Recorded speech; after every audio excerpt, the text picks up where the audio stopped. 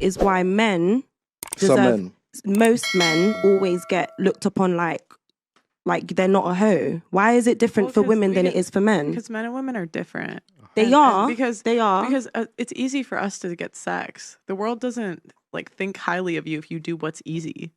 And men getting sex is hard. So if they do what's hard, it's valued. If we do what's easy, it's not. So for you, for example, as a lady, you're very pretty, attractive. Thank you. Black woman. And on Instagram, I haven't seen your Instagram, but I'm sure if you put on your Instagram every single day that you was lonely and you wanted some company, I'm sure you wouldn't have any problems with people messaging you. Or if you asked for people to take you out. But if one of us did that and said that we wanted sex, we would probably have our Instagram shut down. Now the difference with us is okay, go on. If in order for me to sleep with 100 women, especially quality, beautiful women, I would have to have some type of value about myself. In order for you to sleep with 100 men, you don't have to do anything but just say it. And you can just walk down the road and you would find men that will sleep with you. So that's why...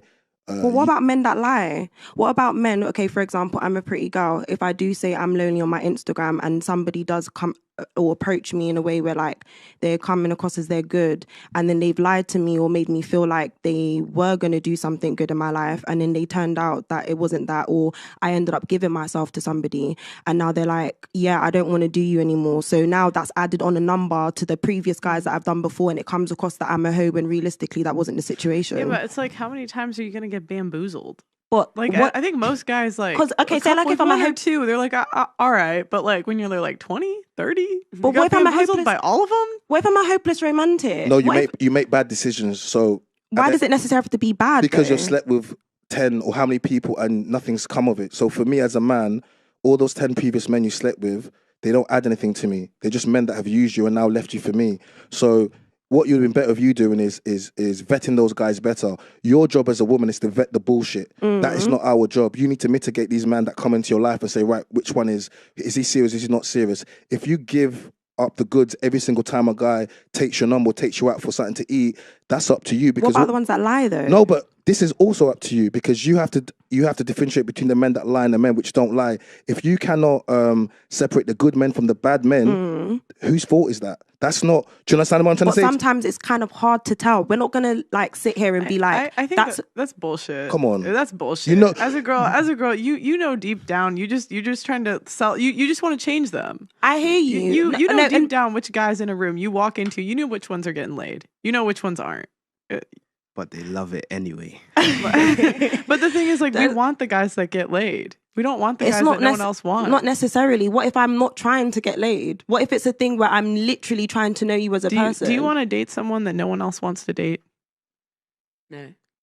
Girls love the bad boy. I kind of do though. I don't. I don't. Oh, so you just said it yourself. So you're going for guys that you already know that a lot of women want. So these are men that are obviously they want it. They're high value in the sense that a lot of women want them.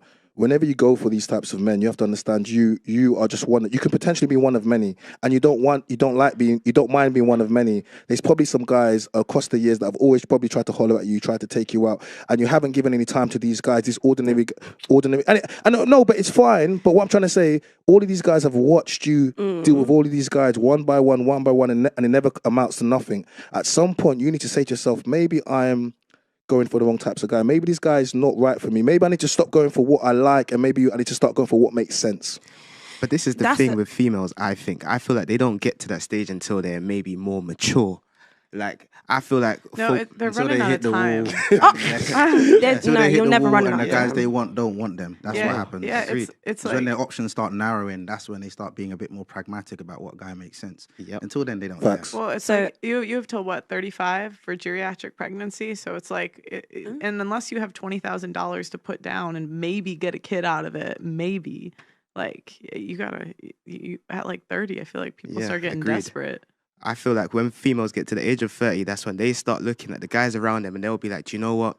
I'm tired of being abused or tired of going through the same old story. So do you know what? Now I might go for the good guy that may not have wanted me beforehand. I feel like the modern day kind of girls are a bit different though. Not necessarily, it doesn't necessarily mean that they're looking for a child or another husband. Sometimes they're literally trying to get their money, build their next generation. For it doesn't necessarily have to mean a child that comes from them. They could adopt. They can do other options. It's not just I have to have a child. They can, but the least happy demographic of women is women over the ages of 45 that make between, I think it's like between $50,000 to like $70,000 per year and are single and childless. Like life gets pretty. Are they bothered life gets, about it though? What? Are they bothered about being? Yeah, they're the childless? least happy demographic. Like life gets pretty lonely after the age of 45. Like, right? I don't think as women we really understand how different the world treats us because we're pretty women, and because one day your looks are going to be gone. You're going to get no attention from men. Like 40 to no men are lining up to date 50-year-olds. It's a good thing I got personality then, isn't it? Yeah, That won't work. That won't work. We don't care about personality. Guys. Do you care about a girl? If a girl doesn't look good, do you care about her personality? Of course not. Yeah. What are you guys But if looking you're trying to wife someone, why would you not care about their personality? No, I said if she. I'm careful with my words. If she doesn't look good, you have to start with looks.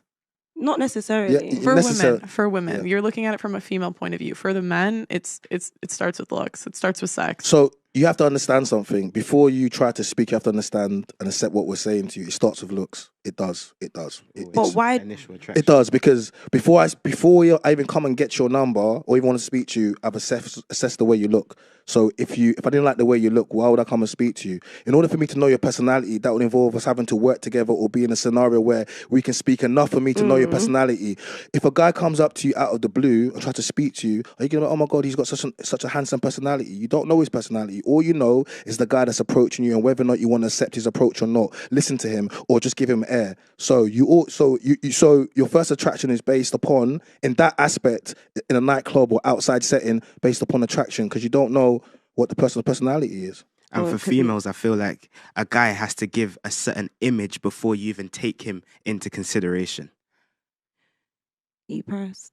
I'm not pressed. And that's the thing. Girls always like to say, are you pressed or has someone hurt you? But no, that's just the reality of it. Like for me, I'm a short guy. I'm 5'4". For me, if I approach a girl in a club, I'm not likely to get the same reception that my brother would over there because he's taller than me and he's more built. Do you get me? I'm short and I'm small. So it's like, it's going to be harder for a man like me to move to a girl because she's going to look at me and be like, that's not really my type. She won't even give me the initial, like, I don't know, the initial.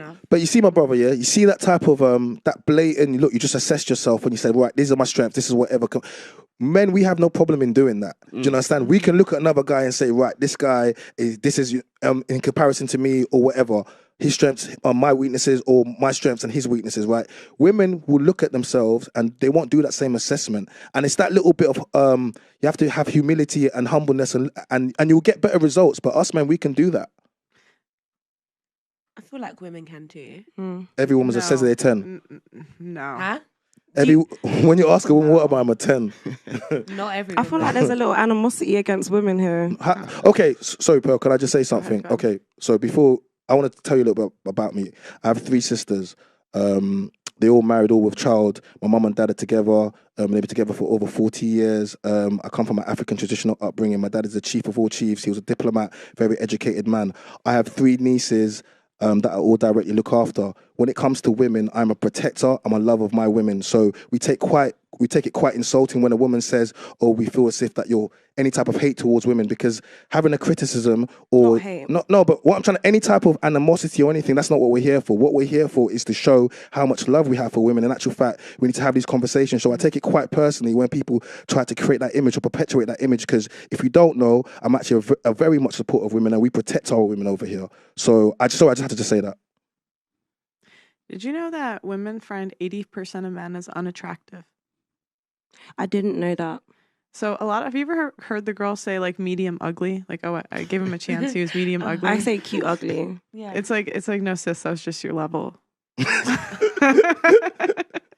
Because women find 80% of men as unattractive. And the question is, if you find a guy attractive, he's probably the top 20% of men.